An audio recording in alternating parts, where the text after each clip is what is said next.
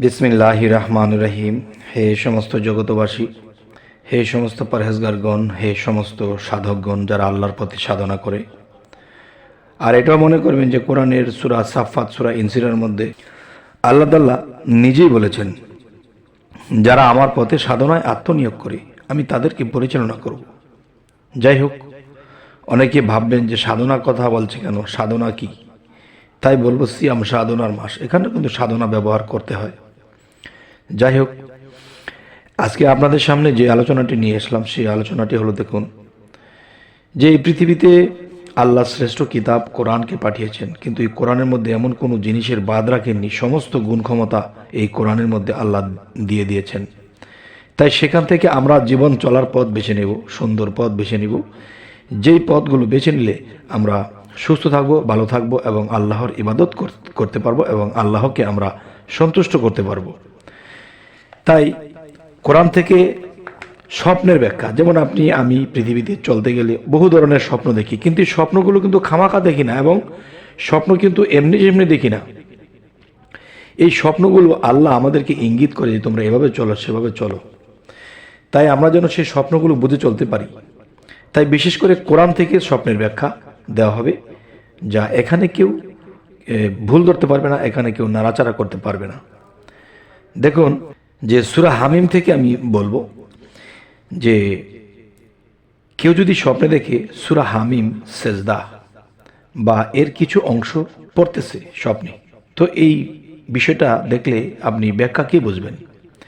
ব্যাখ্যা এটি বুঝবেন যে সে সত্যের দিকে মানুষকে আহ্বান করবে, আলহামদুলিল্লাহ, এবং অধিক লোক তাকে ভালোবাসবে। কেউ যদি সূরা হামিম আইন, সিন, কফ বা এর কিছু অংশ পড়তে দেখবে, তাহলে সে কি বুঝবে? অবশ্যই এই জিনিসটি বুঝে নেবে যে সে দীর্ঘ জীবন লাভ করবে এবং ইলম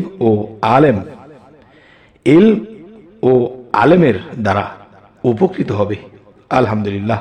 আরও একটা বিষয় আপনাদের সামনে তুলে ধরছি, সেটি হলো কেউ যদি স্বপ্নে দেখে সূরা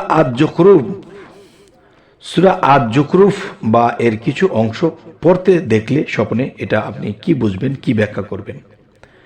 এটির ব্যাখ্যা হবে যে সে কথায় সত্য হবে, যা কিছু বলবে তার মুখে তা সে মিথ্যে বলবে না, যা বলবে তা সত্য বলবে এবং দুঃখ কষ্টে জীবিকা নির্বাহ করবে।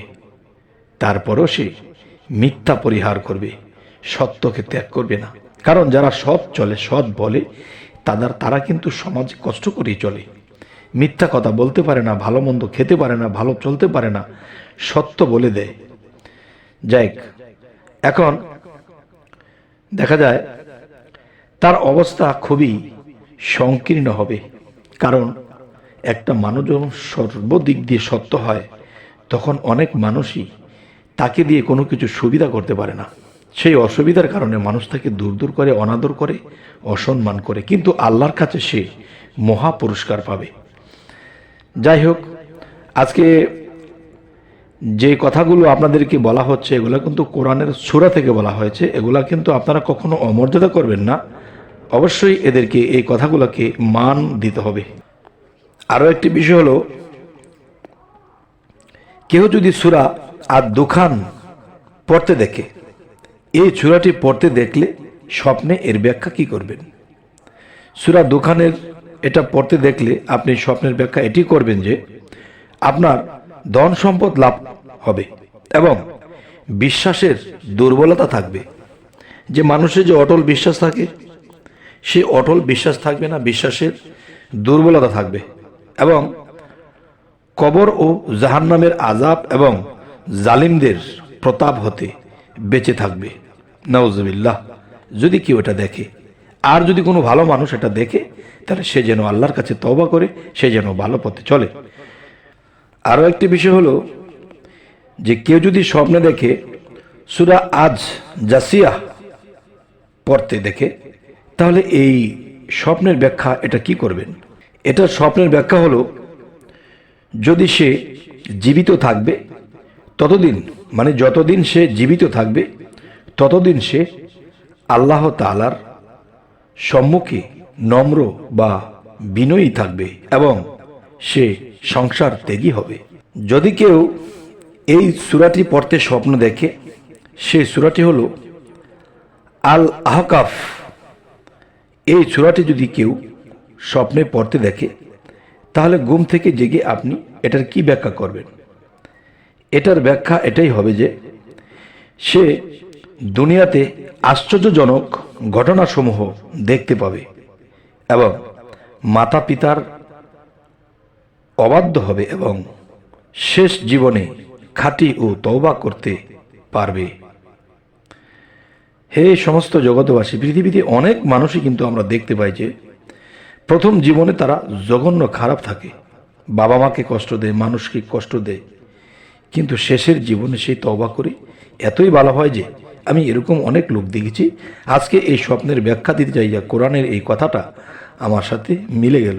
এখন আপনারা কি বলেন? কেউ যদি সূরা মুহাম্মদ পড়ে, তাহলে সে স্বপ্নে এটি দেখলে কি বুঝবে?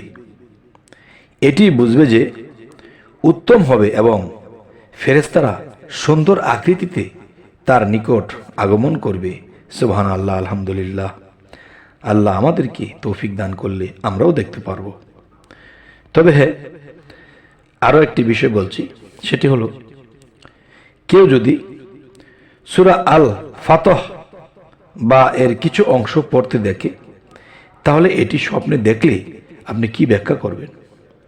এটির ব্যাখ্যা হবে তাকে জিহাদের তৌফিক দেওয়া হবে এবং সে আল্লাহ তাআলার প্রিয় পাত্র হবে। আলহামদুলিল্লাহ। এবার আসি, কেউ যদি সূরা আল হুজরাতকে পড়তে দেখে স্বপ্নে, তাহলে এই সূরাটি স্বপ্নে দেখলে কি বুঝবেন? তাহলে এটাকে কি ব্যাখ্যা করার আছে? অবশ্যই আছে, সেটি হলো আত্মীয়দের সাথে সে উত্তম ব্যবহার করবে এবং মানুষের অন্তরে ভালোবাসার সৃষ্টি করতে পারবে। আচ্ছা, এবার আসি, কেউ যদি সূরা কাফ বা এর কিছু অংশ পড়তে দেখে স্বপ্নে, তাহলে এর কি ব্যাখ্যা হবে? এর ব্যাখ্যাটি হবে তার রিজিক প্রশান্ত হবে, সে আলেম হবে, জনগণ তার মোকাপেক্ষী থাকবে, শেষ জীবন তার প্রথম জীবনের চেয়ে উত্তম হবে। সুবহানাল্লাহ, আলহামদুলিল্লাহ। হে সমস্ত জগতবাসী, আল্লাহ যেন আমাদেরকে এমন জ্ঞান দান করেন আমরা যেন আল্লাহর ইশারা বুঝতে পারি, আল্লাহর স্বপ্নের দেখা ব্যাখ্যা এটা যেন আমরা বুঝতে পারি এবং দুনিয়াতে সুন্দর মতো চলতে পারি, আল্লাহর ইবাদত করতে পারি। তবে একটি কথা হলো, আমাদের চ্যানেলের আলোচনা যদি আপনাদের ভালো লাগে তো অবশ্যই সাবস্ক্রাইব করে নেবেন, পরবর্তীতে যেন ভালো আলোচনা আপনাদের কাছে পৌঁছে দিতে পারি। তো সকলেই ভালো থাকবেন। আল্লাহ হাফিজ।